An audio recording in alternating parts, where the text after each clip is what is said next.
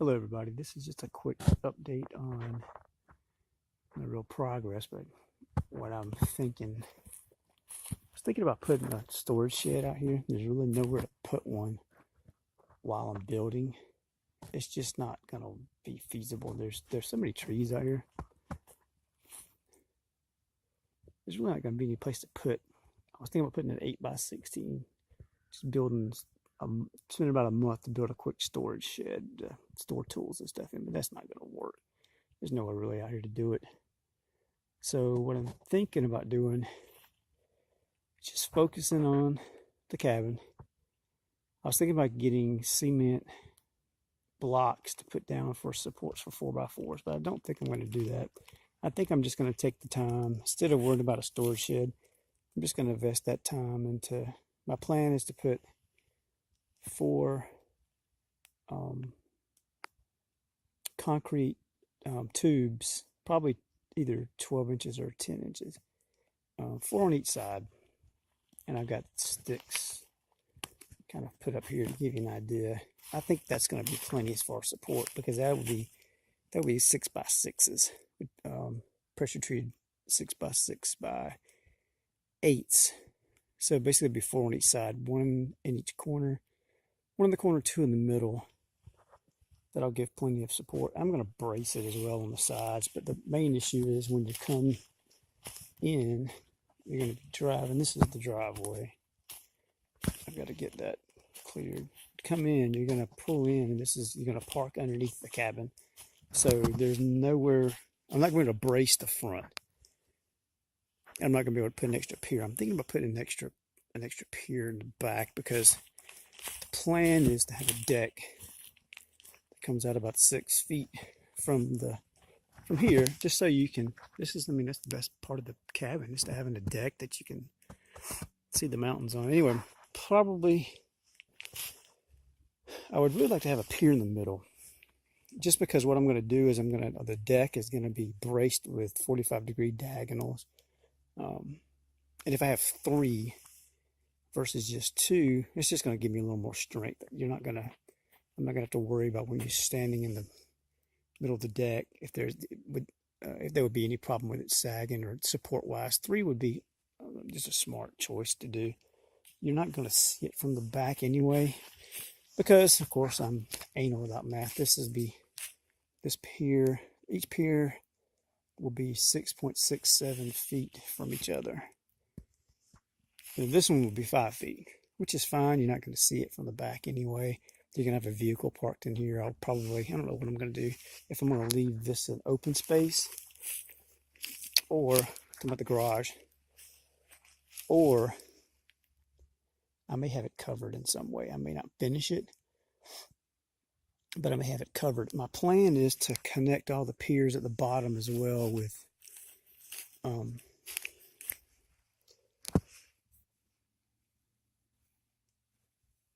I've lost my train of thought. My plan is to connect all of them at the bottom, close to the ground anyway, just for additional strength. And that'll kind of, I was either gonna pave this, or I was just gonna put loose gravel. Probably we'll go with loose gravel.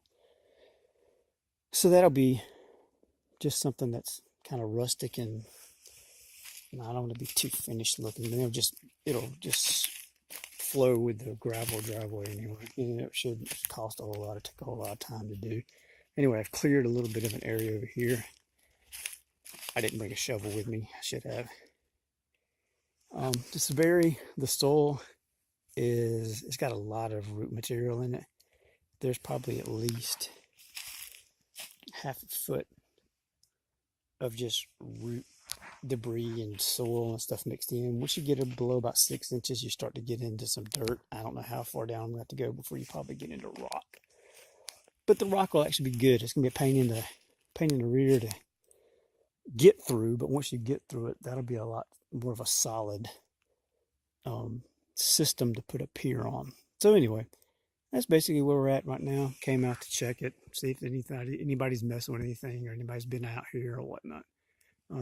Looks fine. The measurements are still up. I'm not sure if I'm going to stick with this location. I may move it over a couple feet, my main issue that I'm realizing now is that I got to get rid of some trees before I even build.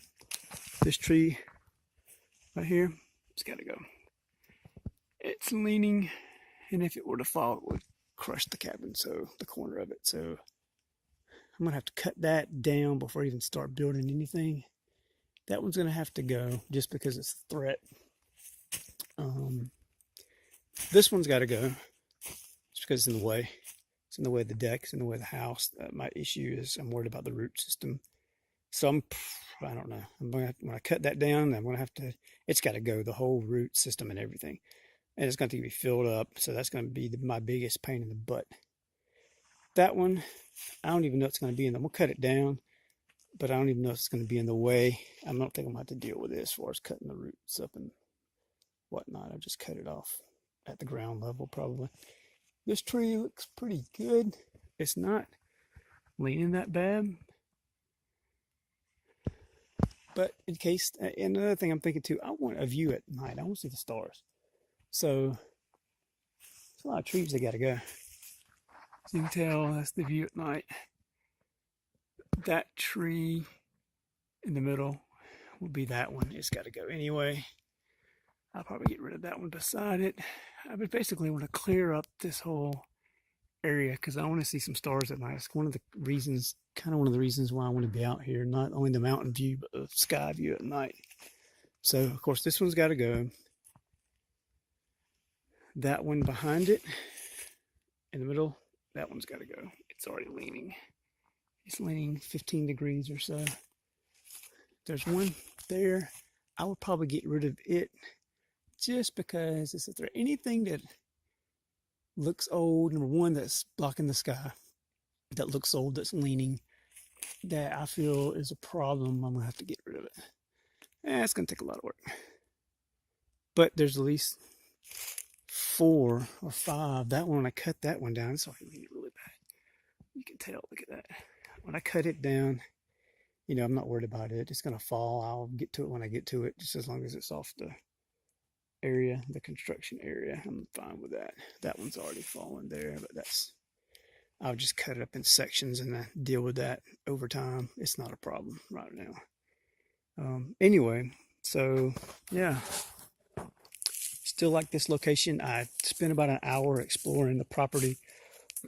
One of the problems I have with this property is that it says it's 1.85 acres. But you don't really get that because this road is the main road in the subdivision. The subdivision never got developed. And as you can see down that way, that leads to somebody, a gentleman that's got a property that bought a piece that's actually got a storage container on it. So, and he comes up on the weekends, a cool guy. This way, this is where you come from.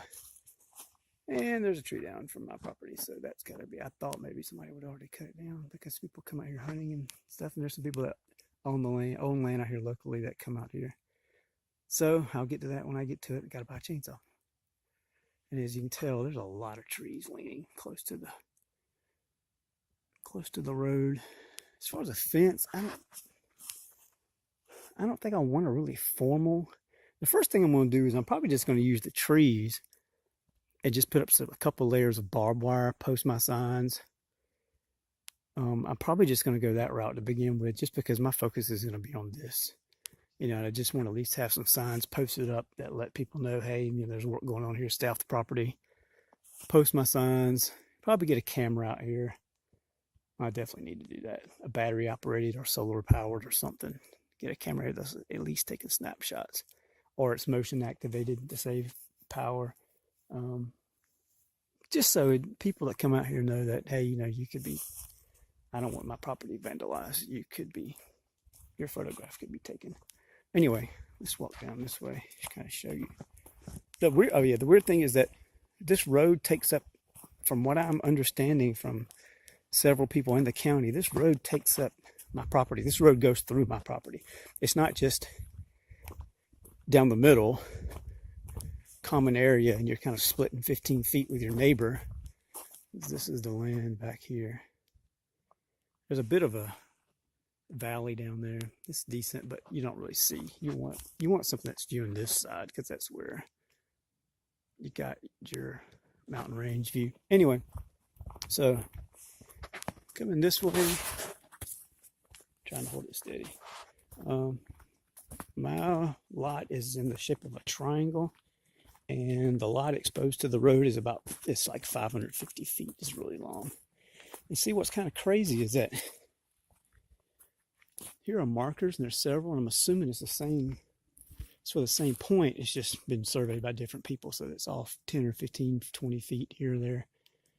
That, from what I'm understanding, that's the point of my lot.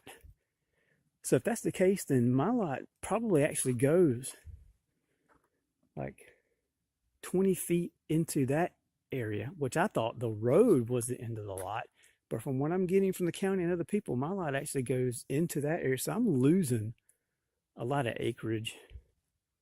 I'm probably losing a half an acre or a quarter of an acre just to the road and my property going into what other people probably think is the adjacent lot, but it's not. It's actually my lot from over here. And then somebody told me that owns land out here that my lot, you can see the stick in the middle of the screen. There's a stick with a pink little ribbon on top. That supposedly is another marker. Now that stick is a good 30 feet, 40 feet from the road. This is another road that goes down to more lots. That road heads back. Guy's got a storage container down there. This road circles down, falls off, and it ends in a cul-de-sac. Saw 3 wild turkey earlier. Road ends in a cul-de-sac. And we'll walk down there. Anyway, this is my lot. And again, it's in the form of a triangle. And that's the point of the triangle, supposedly, somewhere over there. You know, you kind of use the road as a guide, but according to surveys and stuff, there's a good view of the mountains. See, I want to have the cabin up high so you can see that. And they cut as many trees down as I can, because that's the whole point of coming down here, is to have a nice view and chill.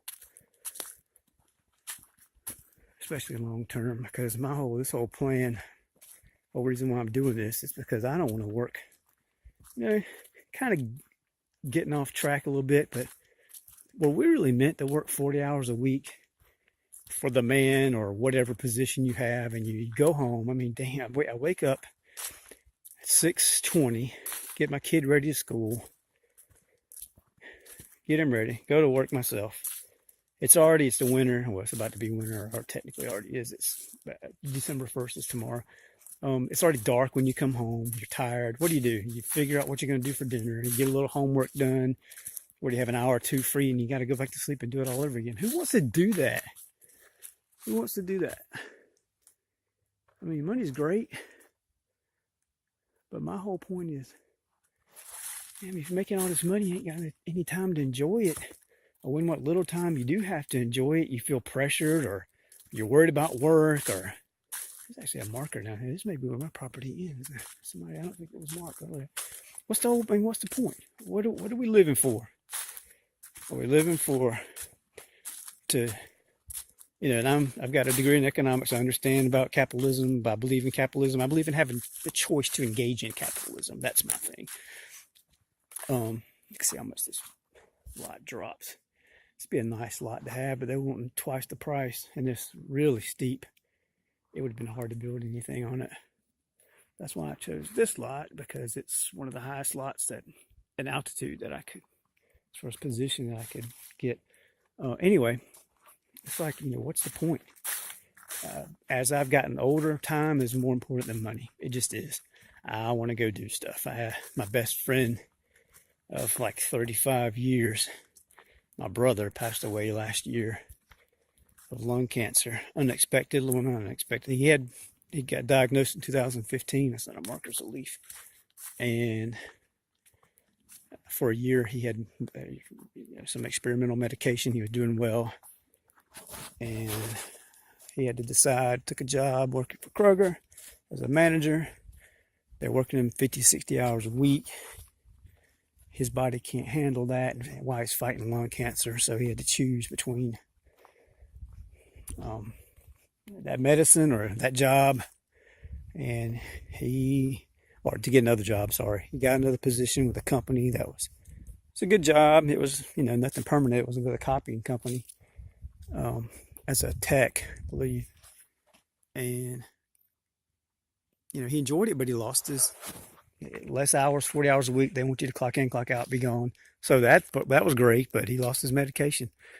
At summer, last year he went downhill fast, and 6 months went to 6 weeks, went to 6 days, and he was gone October 15th at 12:05 a.m. So it's like, what are we doing, man? What's the point? We're here just trying to make a buck and work our ass off. Or we're going to try to enjoy our time we have with our family and friends and go visit places and go see things, man. Be able to relax. That's the whole point of this. I'd love to be able to, I wouldn't mind. I'm trying to see if I see any more markers down here. You kind of get an idea how this drops off. Now, I wouldn't mind working 30 hours a week. I don't mind working 40 hours a week. I wouldn't mind working 30. If I can get this cabin built in 6 months, even something that's livable in 2 months, 2 to 3 months, all I need. I'm gonna go ahead and go all the way down here. I'm gonna go ahead and sheathe it. I'm gonna put the walls up. I'm gonna sheathe it. I'm gonna insulate it later because that's expensive when you consider the price of everything. As far as the build goes, one of the most expensive things is going to be freaking insulation, but you got to have it anyway. But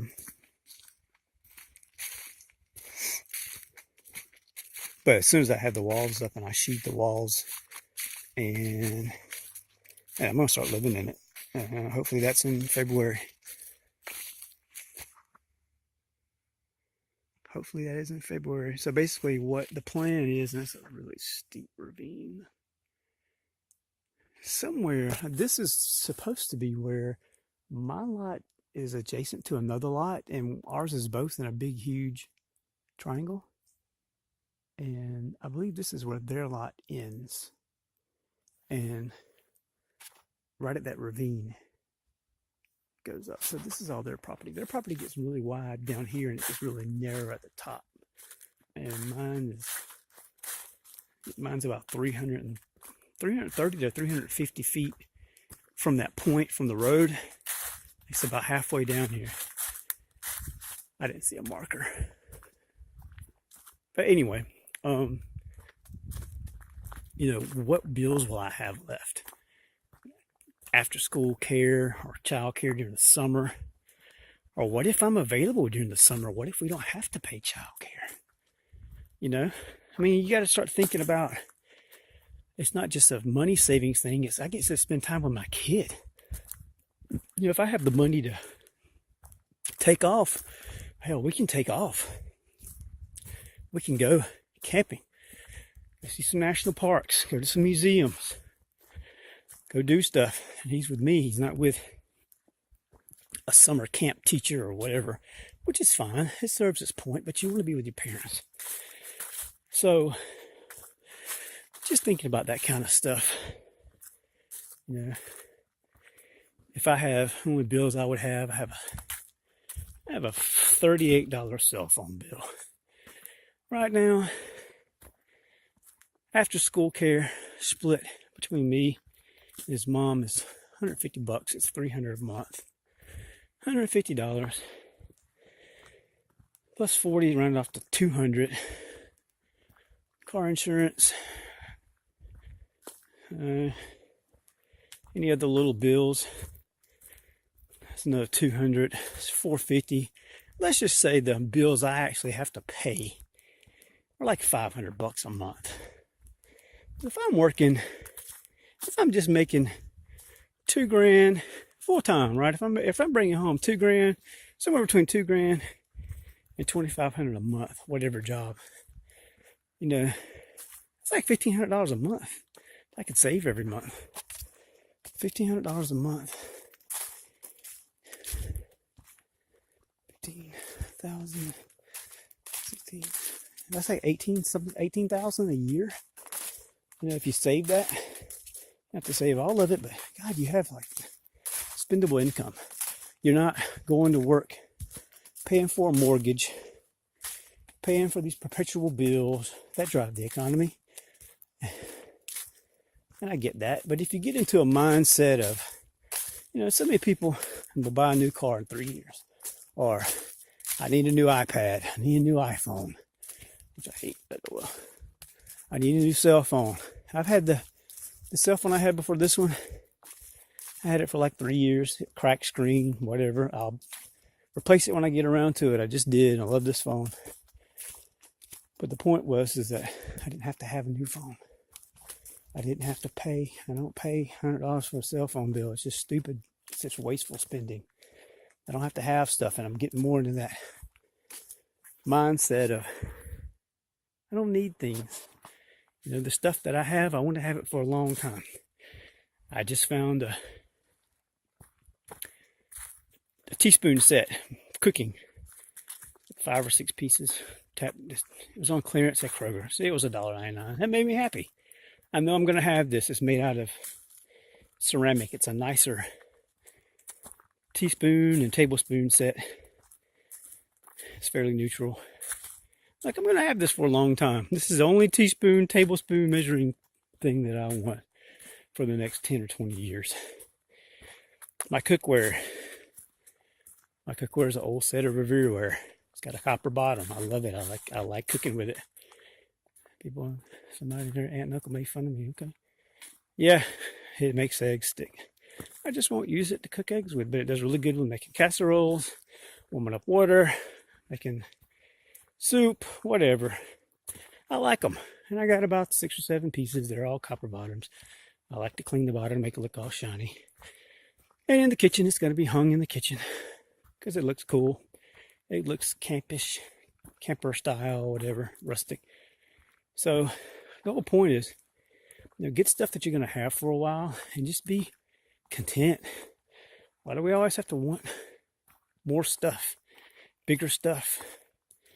Want. It's like, when does it end? That's the thing. It's like being greedy and wanting stuff and wanting stuff and wanting stuff. Is like, when are you ever happy? Is your happiness from having stuff, which that means you'll never be happy because you always want more stuff? Or is your happiness from traveling and spending time with your friends and family and enjoying life because it ain't gonna last forever? I'm already 45 and not getting any younger. Got gray hairs that I never thought I'd have when I was a kid or a teenager. And life happens, man, but you know, you got to decide what you want to do. This is what I've been planning for like 5 years now. I didn't know how it was going to come about. The original plan was to build a tiny house on wheels, but then where do you park it? Who allows it in what county and whatever.